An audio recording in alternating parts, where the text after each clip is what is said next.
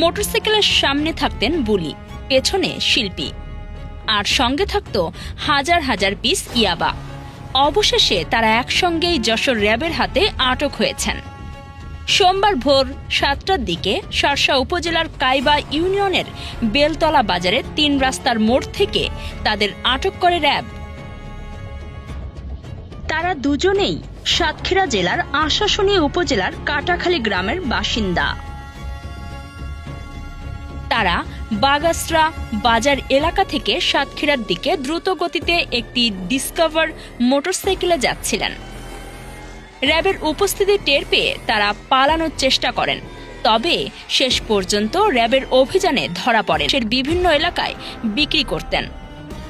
এ সময় বুলবুল সানা বলির পরিহিত জ্যাকেটের পকেট থেকে 2970 পিস ইয়াবা উদ্ধার করা হয়।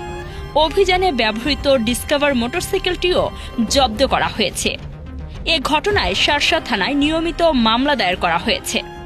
র্যাব আরও জানায়, এই চক্রের সঙ্গে জড়িত অন্যান্য সহযোগীদের শনাক্ত করে আটকের অভিযান অব্যাহত রয়েছে।